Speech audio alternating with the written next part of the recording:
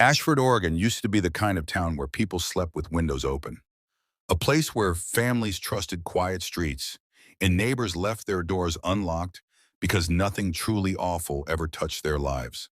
But that illusion was torn apart on a cold October night in '91, broken so violently that even today, older residents refuse to talk about it without their voices shaking. On that night, a young woman vanished, not slipped away, not wandered off. She vanished, as if swallowed by the dark edges of the Blackwood forest. No warning, no goodbye, no chance to scream for help. Her name was Lila Hartman, and for 33 years, her absence was a wound the town pretended to heal from. But let's be honest, some wounds don't close. Some wounds stay raw, waiting for the truth to rip everything open again. For decades, one question haunted Ashford like a cold breath on the back of the neck. How does someone beloved, someone recognized by nearly everyone, vanish in a town that small without a single person seeing or hearing anything? That question never stopped burning, and the answer was far worse than anyone imagined. Let me ask you something, not for drama, but because it matters. Has someone ever gone missing from your life? Maybe a friend stopped showing up. Maybe a relative drifted away. Maybe someone simply disappeared without offering a reason, leaving you with a knot of fear or confusion that stayed with you for years. Now think about living in a town where that same sick feeling spreads from person to person, where every family wonders, could it have happened to my daughter, my sister, my friend?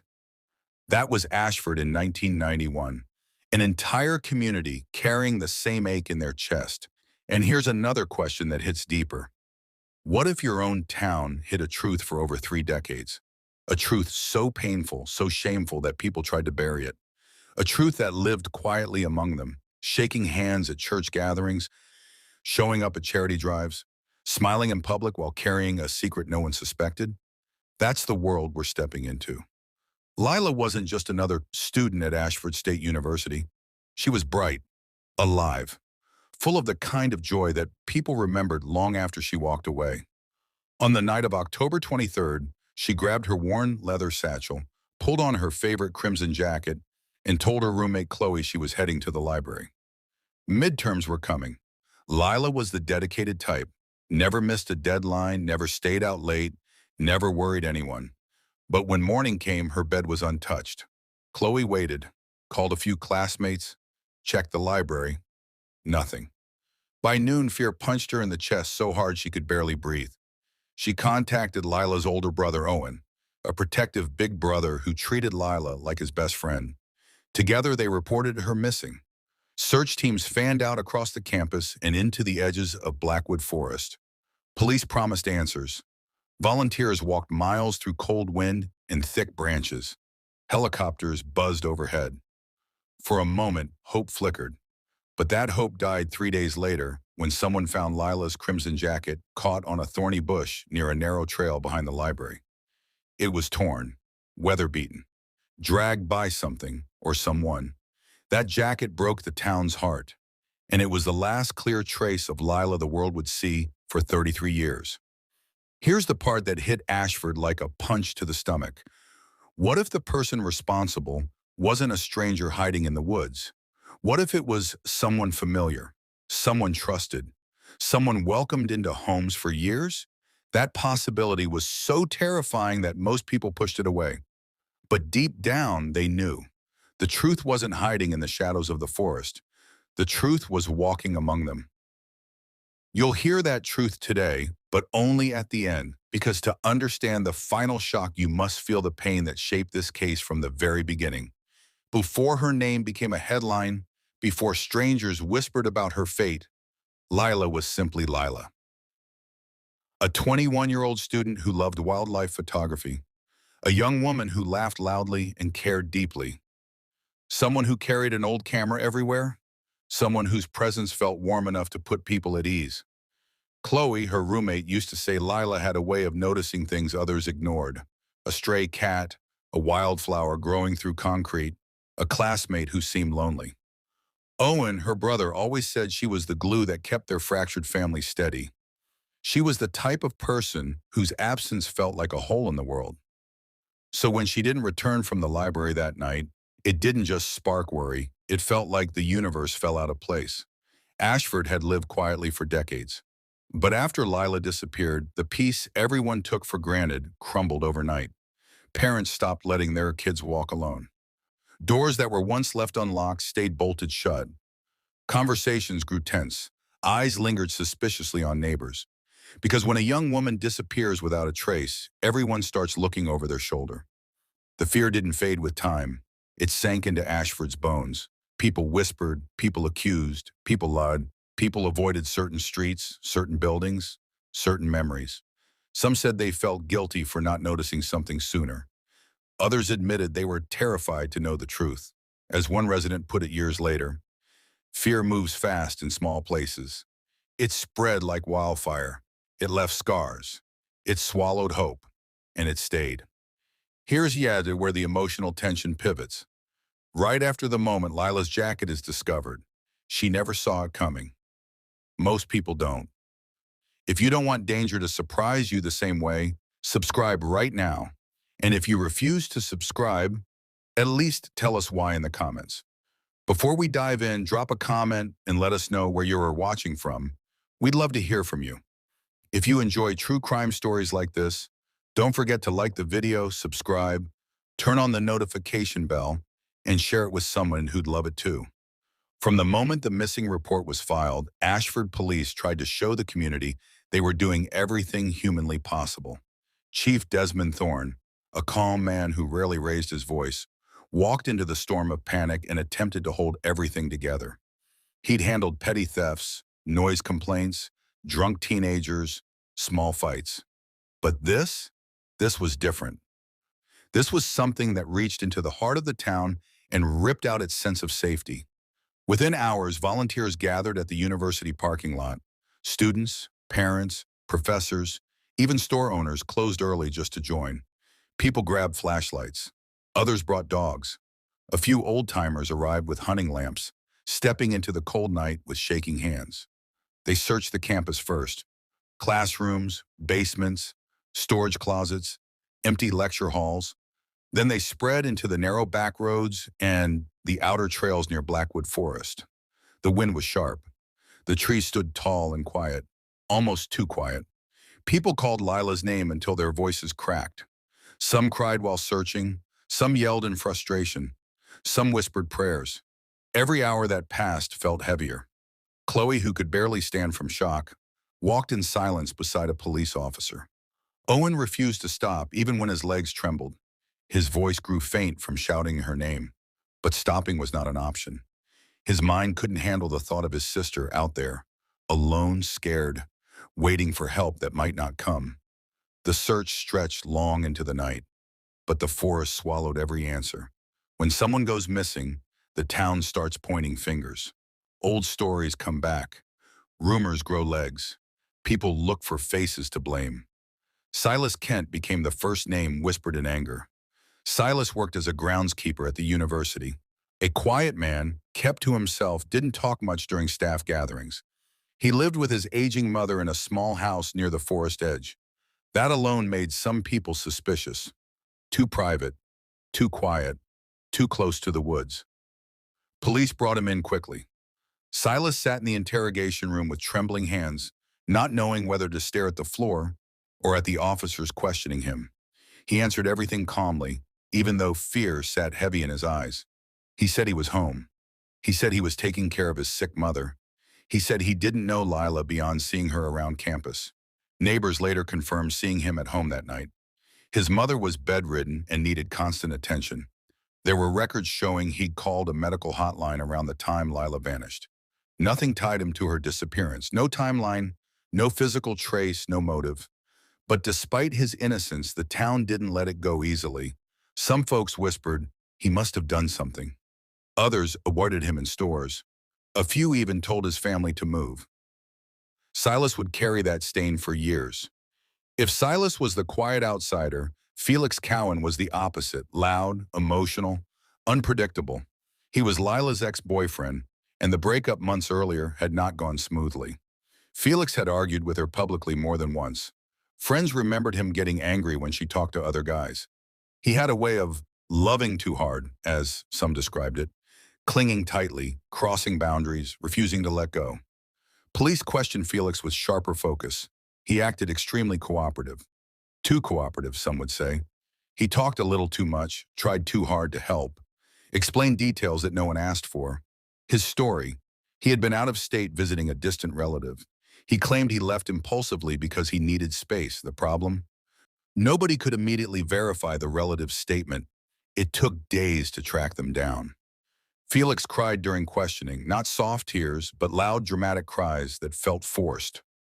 Officers weren't sure whether he was overwhelmed or putting on a show.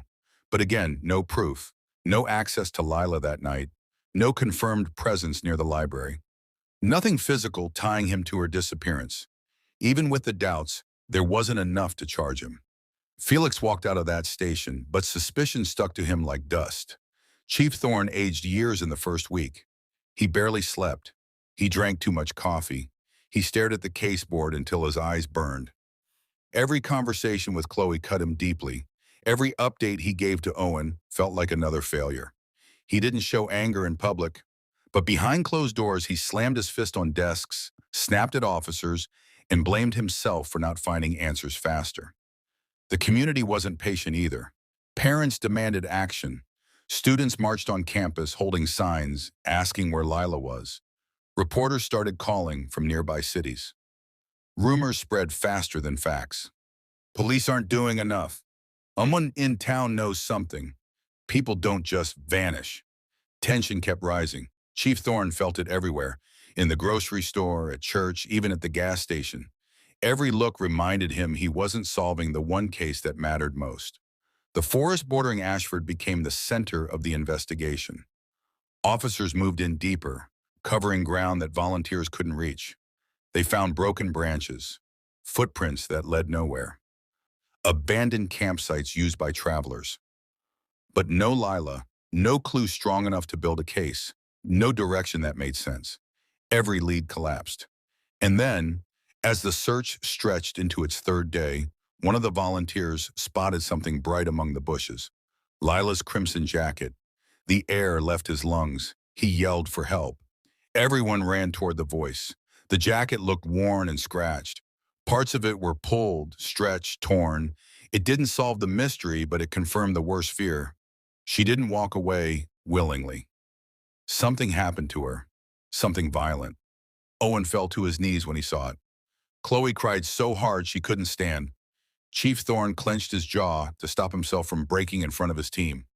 The forest wasn't hiding a lost girl. It was hiding a crime. After the jacket was found, everyone expected answers to come quickly, but instead, the opposite happened. Evidence from the jacket was contaminated during the chaotic recovery.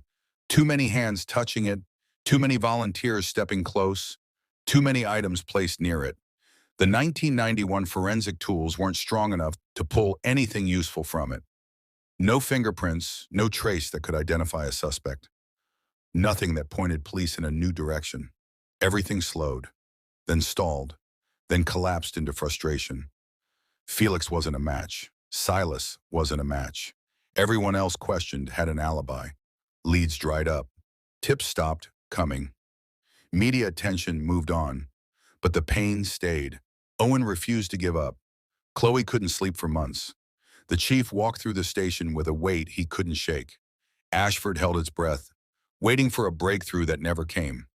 Days turned into weeks. Weeks turned into months. The posters remained taped to store windows. Students passed them in silence. Residents whispered in fear. One sentence echoed across the town. Someone out there knows what happened. And that thought alone kept everyone awake at night. Once the initial shock faded, Ashford entered a long, bitter silence. People still cared, but caring turned into exhaustion. Conversations grew shorter. Sympathy hardened into numbness. Public interest evaporated slowly, almost like watching fog lift. One day there were crowds searching the forest. The next day, there were just 2 or 3 people lighting candles near the missing poster board. The media left first. Cameras packed up. Reporters moved on to newer tragedies. News vans disappeared from the parking lot, leaving behind only tire marks and a few empty coffee cups. The missing posters stayed up, but they lost their power.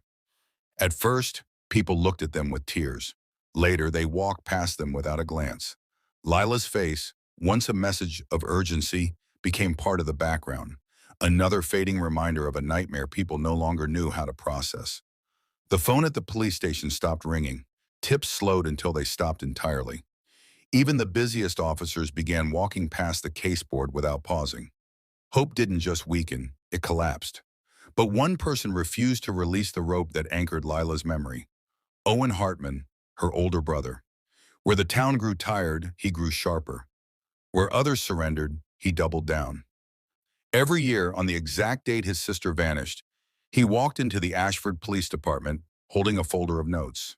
The staff changed. Officers retired. New faces took over the front desk. But Owen remained the same, determined, angry, grieving in a way that never softened. To some younger officers, he was the man who never accepted defeat. To others, he was the man time couldn't break. He'd sit across from whichever detective was assigned to the cold case that year and ask the same questions. What about new testing? Who reviewed the logs again? Has anyone checked this name? Why haven't you reopened it? His voice carried exhaustion, but underneath it burned a fire no one could put out. Some detectives pitied him. Some admired him. Some avoided making eye contact because they felt guilty for having no new answers. But Owen kept showing up, year after year, even when they told him nothing had changed, even when he walked out of the station with slumped shoulders and red eyes. He never stopped fighting time, because time had taken everything from him. If Lila had disappeared 2 decades later, science might have saved her story sooner. But in '91, forensic tools were weak. DNA testing existed, but barely. It required large, clean samples. It couldn't do much with faint traces. It couldn't build genealogies. It couldn't connect distant relatives. It couldn't identify someone unless they were already in a database. And the little evidence that existed, the jacket, the satchel, items that touched her life, had been badly handled in the frantic early search. Too many volunteers touched the scene. Items were bagged improperly. Some were stored in conditions that damaged them further. Tests came back empty. Fragments were too small. Traces were too contaminated. For years, detectives stared at the evidence box with clenched teeth, knowing it held answers they couldn't unlock. Hope didn't fade all at once.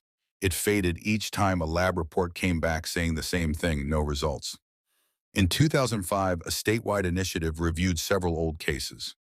Lila's file was reopened.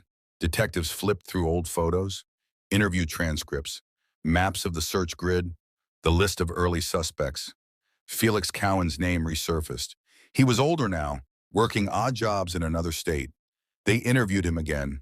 He cried again. He repeated his strange, rambling explanations about his alibi. But once more, no proof, no link, no physical tie to the jacket or satchel. Investigators looked through every lead, hoping something had been missed. But nothing broke the silence. When the review ended, the case slipped back into storage. In 2015, Owen pushed for one more chance. For years, he'd written letters to state authorities, begging them to try again with new DNA tools. Eventually, someone listened. The jacket was pulled out of storage. The satchel was re-examined. Every item was scanned again. The technology was better now, sharper, more sensitive, but the samples were too damaged. Too many years had passed. Moisture, air, time, mishandling. All of it worked against the truth. The results came back the same. No usable DNA, no breakthrough, no name. Owen cried in the hallway outside the lab. Not loud, not dramatic, just quiet.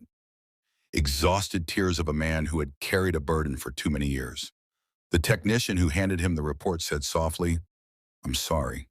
But Owen didn't need an apology. He needed his sister's truth, and he still didn't have it. The community barely reacted to the failed revival. Most people had moved on emotionally. They'd lived with the unanswered questions so long that they no longer believed it would ever be solved. Ashford returned to its routine. Children grew up hearing Lila's name as a cautionary tale, not an active mystery. New residents learned about her only through whispers. The case wasn't just cold, it was frozen, placed exactly where required after decades of silence and hopelessness. This is how danger hides. Quiet, patient. And if you don't want to be the last to know when stories like this unfold, subscribe right now. If you still won't subscribe, comment why. Your reason matters. Just when it seemed like Ashford would never learn what happened, fate intervened. Not with a clue in plain sight, not with a confession, not with a miracle, but with something so tiny most investigators never noticed it. A fragment, a trace, a piece of skin no larger than a grain of rice. It sat unnoticed for years inside the seam of Lila's satchel, hidden from the world, waiting for a future where science would finally be strong enough to expose the name everyone thought they'd never hear. And that forgotten speck was about to tear open a truth that would shake Ashford to its core. By 2024, technology had grown far beyond anything investigators in 1991 could have imagined. Across Oregon, the state police launched a special initiative, an ambitious attempt to dig into the oldest unresolved cases using modern tools. It wasn't a flashy program, no big announcements, no cameras, just a quiet effort led by a small team of scientists and analysts who believed forgotten evidence still carried hidden voices. Lila Hartman's case file was one of hundreds scheduled for review. When the binder landed on the desk of a young analyst, the name didn't spark recognition. To her, it was simply another cold case scored with age and tragedy. But the deeper she read, the more she felt a tug, a sense of unfinished business. Old photos, grainy maps, notes from heartbroken officers, a community frozen in time. She read the part about the jacket, the failed DNA tests, the satchel found years later, everything that had gone wrong. And she made a decision that would rewrite Ashford's history. Run every piece again, no shortcuts. Even degraded evidence deserved one final chance. The satchel had been stored for years, tucked inside a sealed box with documents and items belonging to Lila. It was handled carefully this time. Gloves, controlled spaces, slow and deliberate motions. When the analysts opened the inner seam, they found a faint trace, a piece of dried skin so small it almost blended into the fabric. Most investigators in the 1990s would have brushed it aside, but in before, even something that tiny had the potential to break open a locked door. The sample was placed through enhanced sequencing, technology that could read genetic markers from the faintest biological traces. The machines hummed, screens loaded, hours stretched long. When the results finally appeared, something unexpected happened. The DNA didn't match anyone in the National Criminal Database. Not surprising, many offenders never enter the system. But instead of stopping there, analysts pushed forward. They moved to genealogical triangulation, mapping distant relatives, constructing connections, building a net through family lines. It was the kind of process that didn't exist when Lila vanished, a technique that gave the silenced a chance to speak through bloodlines. Slowly, names began appearing. Cousins, extended family, decades-old connections spread across Oregon. The team stared at the branching web of relatives. Most had moved across the state. Some were long deceased. Others lived far from Ashford. But one branch, the smallest one, pointed firmly back to the town where Lila lived her final day. Building a family tree from a single genetic trace is like working backward through time, connecting strands, sorting out marriages, migrations, old records, forgotten birth certificates. The process took weeks. Analysts linked the profile to a wide family cluster originally rooted in Ashford. It wasn't a direct hit, but it was close enough to draw a circle around a few households. The team reviewed public records, old census lists, property archives. This wasn't about accusing people. It was about identifying who couldn't be tied to the sample, then narrowing down who could. One by one, names fell off the board. Wrong age, wrong gender, wrong timeline, wrong branch of the tree. Eventually, the cluster narrowed to 3 families, then 2, then 1. A single family line carried the signature that matched the unknown profile. At the end of that line stood a name that no one expected. Someone who had lived in Ashford his entire life. Someone who never raised suspicion. Someone trusted deeply. A name that tore the breath out of the room. Alvin Cross. When the analyst typed his name into the system, their reactions ranged from confusion to disbelief. Age, 65, occupation, retired, high school guidance counselor. Roles, church elder, youth mentor, community volunteer. Reputation, positive, criminal record, clean history, lifelong Ashford resident. He had no documented connection to Lila, no arrests, no complaints, no reason, on paper, to be involved in her disappearance. He was the type of man people waved to at grocery stores, greeted at fundraisers, trusted with their children's problems. It was this normality that made the discovery so jarring. Investigators called the Ashford Police Department. At first, the officers didn't believe it. "Are you sure? That can't be right." "Alvin, no, not him." But the science wouldn't bend. The match was solid, too specific to ignore. A quiet shiver spread through the department as reality settled in. The town's reliable helper, the man who showed up at charity events, the counselor teenagers described as calm and patient. He wasn't who they thought he was. The moment Alvin's name surfaced, the cold case unit in Ashford froze, almost as if every officer suddenly understood the full weight of the revelation. Some officers had known Alvin for decades. Some had spoken to him at church gatherings. Some remembered him donating money to community scholarships, including the one created in Lila's memory. That detail alone made several detectives sit back in disbelief. A man who helped fund the scholarship tied to his own victim? A man who volunteered at events in Lila's honor? A man who comforted families, spoke at youth programs, and stood beside grieving parents. It was almost too cruel to comprehend. The investigators didn't rush. They couldn't afford to. If Alvin sensed something was wrong, he could destroy evidence, leave town, or spin a story strong enough to confuse the process. They needed certainty. They needed quiet. They needed to watch him without making a sound. So they began surveillance.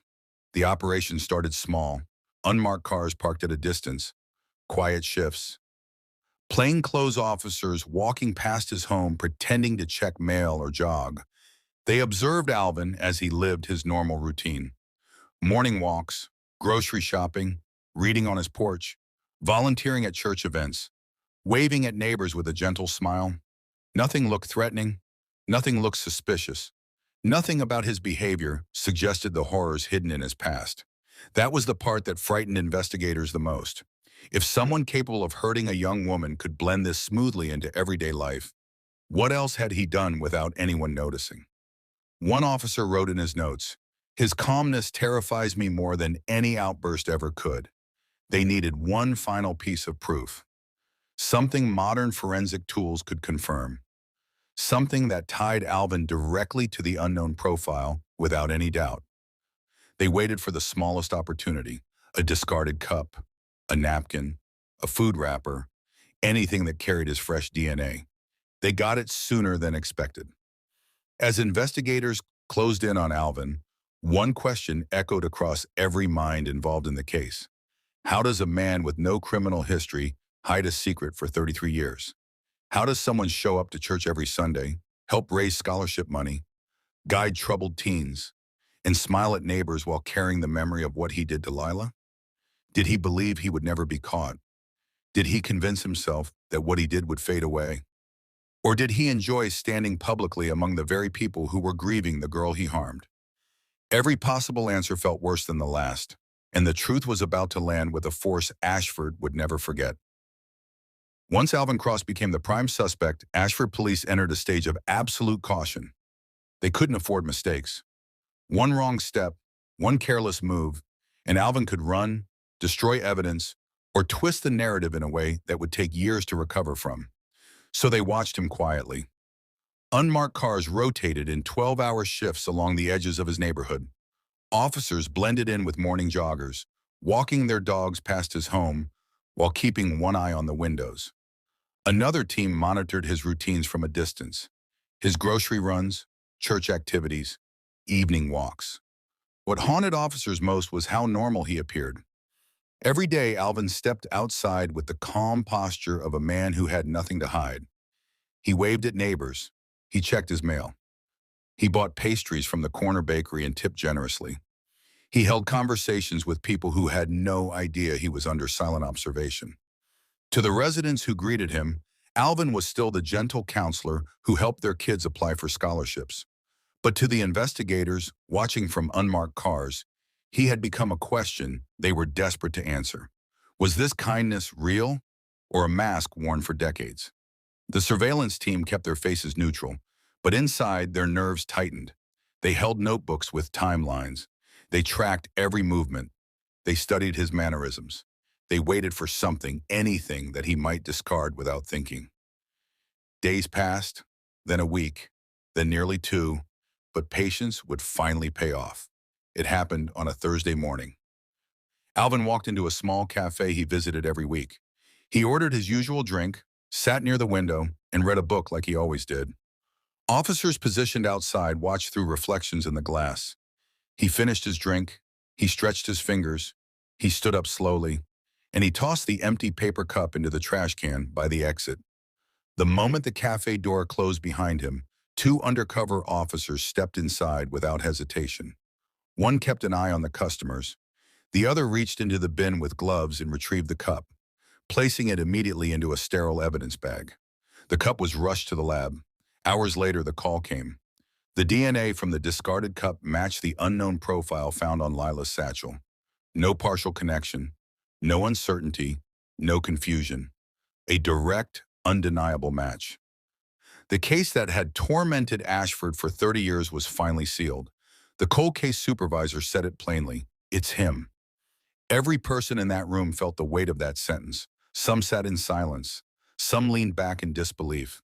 Some covered their mouths with trembling hands. There was no more waiting, no more doubts, no more debates. It was time to bring Alvin Cross into the light. The arrest was planned with precision. It had to be fast, controlled, and calm. Alvin was not known for violence, but they couldn't risk any surprise reactions. They couldn't risk him escaping, and they couldn't risk him harming himself before answering for what he did. Officers gathered before sunrise to coordinate the takedown. Maps on the table, assignments confirmed, every detail checked twice. At 7:12 a.m., they arrived at his quiet suburban street. Birds chirped, sprinklers hissed from neighboring lawns. Children waited for school buses down the block. It felt like any normal day, but this one would split Ashford's history into before and after. Three officers approached the front door. Two stood by the driveway. Another monitored the back entrance. A final vehicle idled a few houses away, ready to transport him. Chief Thorne, older now, but still haunted by the weight of the original search, led the knock.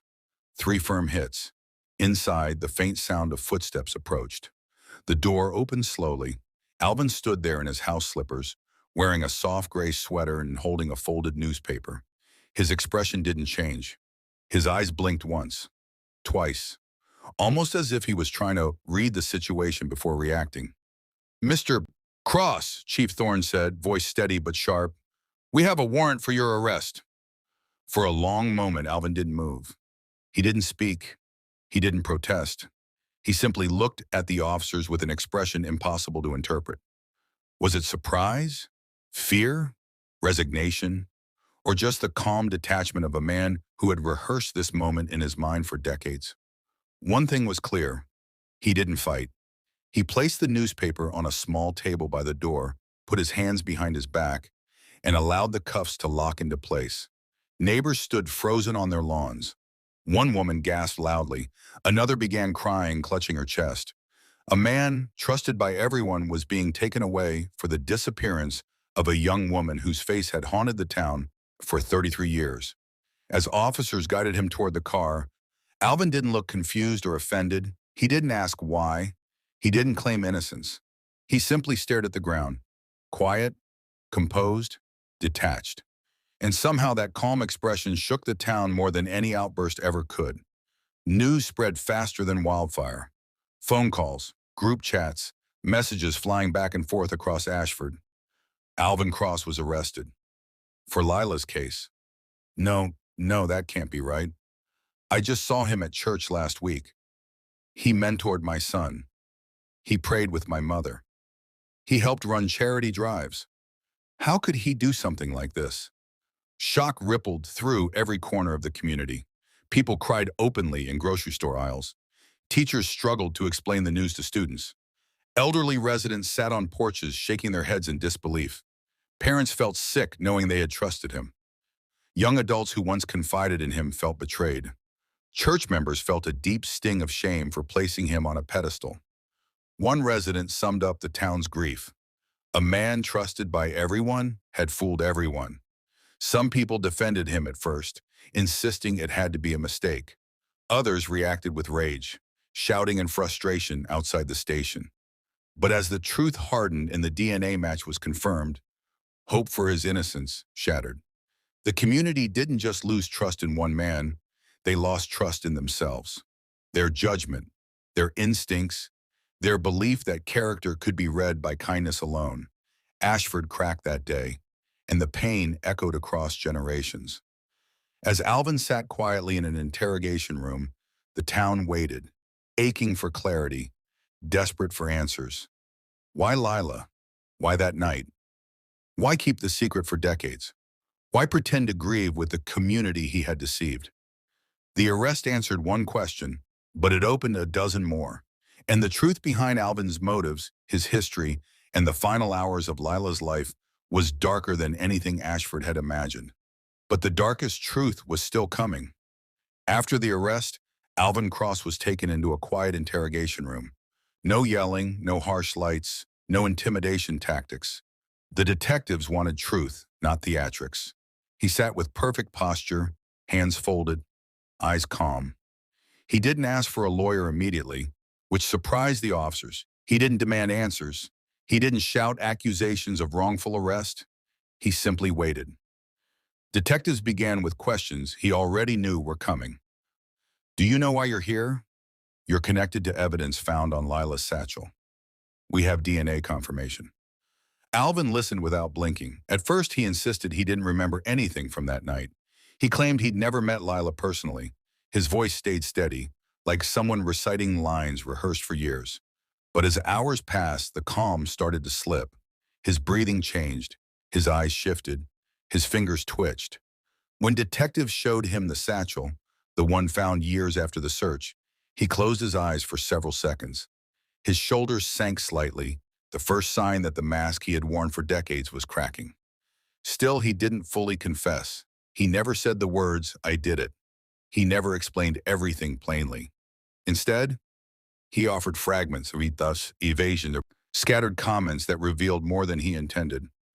I shouldn't have been near the campus that night. I made a terrible decision. I didn't plan for anything to happen. It got out of control. The detectives pressed gently, knowing that pushing too hard could send him back into silence. What they uncovered was not a full confession, but a fractured admission, a man trying to protect himself while revealing enough to acknowledge his guilt. Through a mixture of his broken statements, old witness notes, and reconstructed timelines, investigators pieced together the truth Alvin avoided saying directly. On the night of October 23, 1991, Alvin was near the university, not for work, not for someone he knew. He was wandering, restless, troubled by thoughts he failed to control. He had seen Lila before, not often, but enough times to recognize her walk, her smile, her routine. She stood out to him, not because she knew him, but because she seemed full of life in a way he felt detached from. She represented something he wanted but couldn't reach. When he saw her heading toward the library that evening, something in him snapped. Not rage, not jealousy, something darker in its own quiet way. A moment where his own emptiness collided with her innocence. He followed her from a distance. She didn't notice. She was focused on her books, her notes, her thoughts.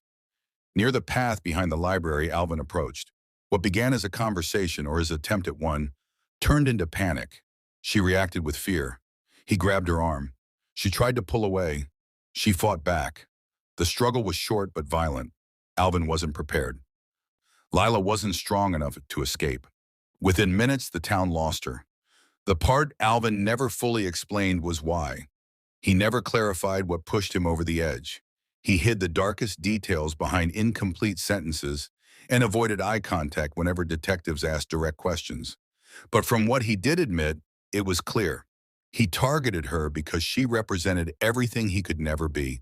Hopeful, bright, free, and he attacked her because he lost control of the parts of himself he had hidden from everyone.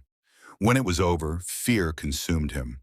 He hid her body deeper in the forest. He kept her satchel, then discarded it later along a trail. He returned home and continued life as if nothing had happened. The next morning, he greeted neighbors with the same warm smile he became known for. The cruelty wasn't only in the act. It was in how easily he blended back into the world afterward. Once the truth became public, through statements, press briefings, and the charges filed, the town of Ashford collapsed under the emotional weight. Families stood in the town square, crying openly. Some held candles, some held on to each other. Some stared blankly at the ground, unable to process the betrayal. Old residents felt their faith crumble. Young adults who grew up hearing Lila's story felt the shock in their gut. Parents who trusted Alvin with their children felt sick with regret. One mother said through tears, "He prayed with us. How could he carry something like this and still stand beside us?" The emotional fallout spread quickly. Friends who once defended Alvin were struck silent. Former students cried, remembering conversations they'd had with him in his guidance office. Church members avoided the pew where he always sat. Store owners removed photos from community boards that included him. But the deepest heartbreak belonged to Owen Hartman. When he learned the truth, he didn't scream. He didn't lash out. He didn't collapse.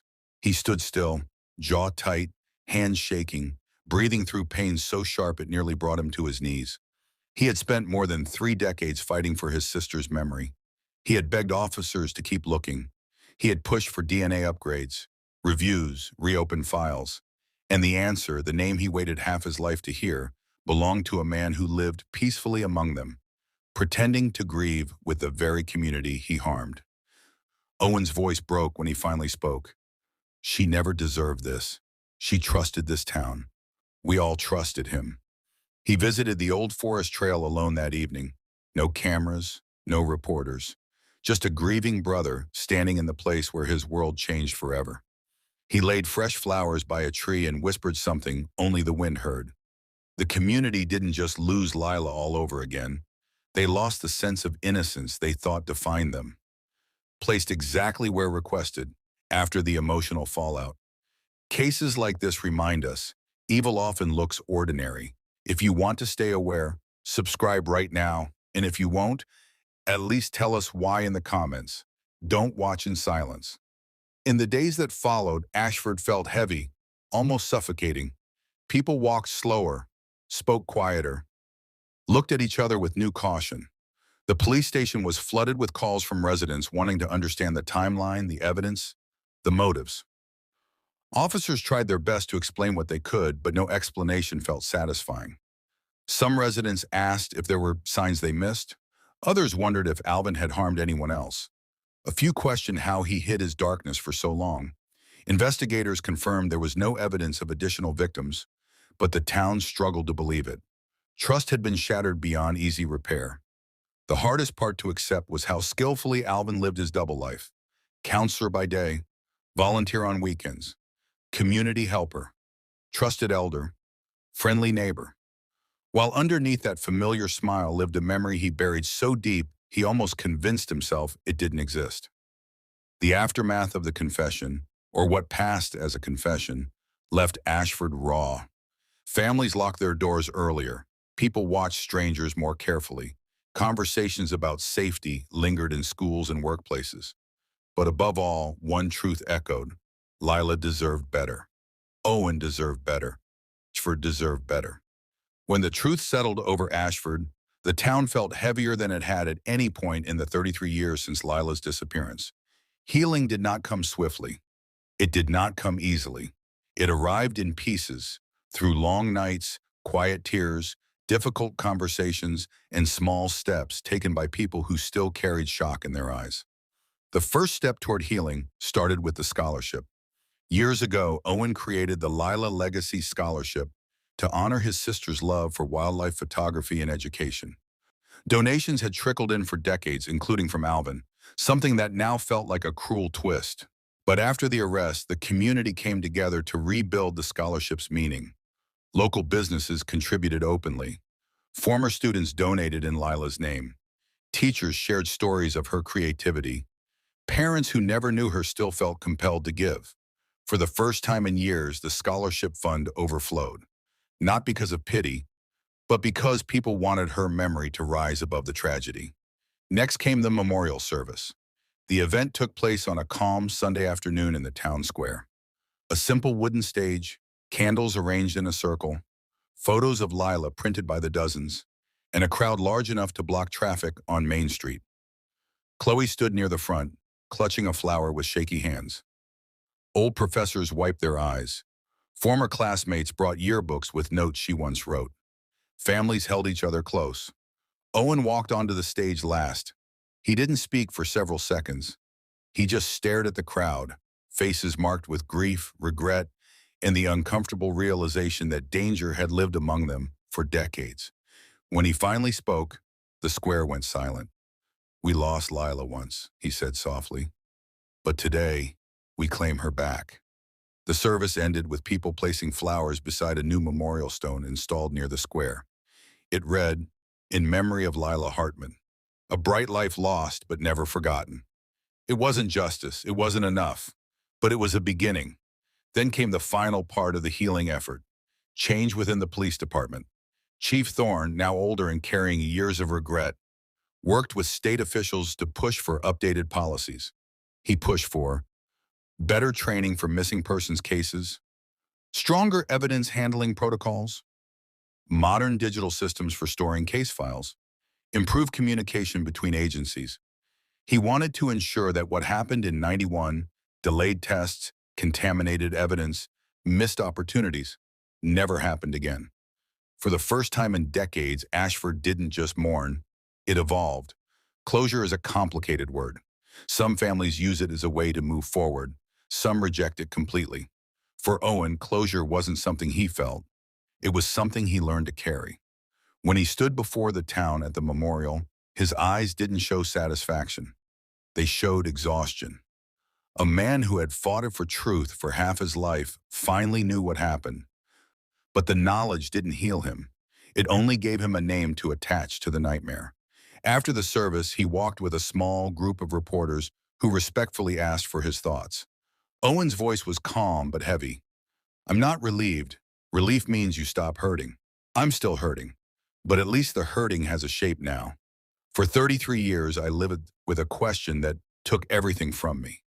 Now I have an answer, and answers are stronger than fear." He paused, looking out at the faces gathered around him. "My sister deserved better. Ashford deserved better. But what matters now is that we learn time can't bury the truth. You can hide it, delay it, ignore it, but it waits for the moment it can speak. And when it speaks, you listen." His words stayed with the town long after the crowd dispersed. People repeated them in grocery stores. Teachers shared them with students. Parents whispered them during late-night talks with their children. A wound that took 33 years to name finally had a voice.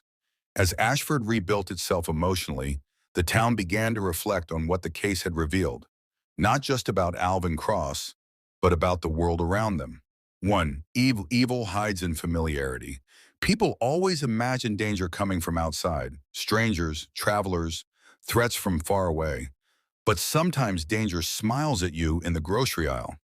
Sometimes danger helps your child with homework. Sometimes danger sits beside you at church. The face of harm is not always monstrous. Sometimes it blends in so well you never question it. 2.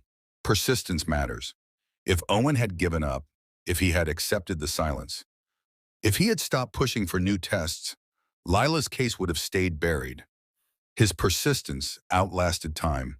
He forced the world to look again, even when people said it was useless. His fight proved something important. Determination is its own kind of justice. 3. Time does not erase truth. The truth waited patiently inside a forgotten trace on a satchel seam. It waited through years of mistakes, through changes in leadership, through grief, apathy, and fading memories.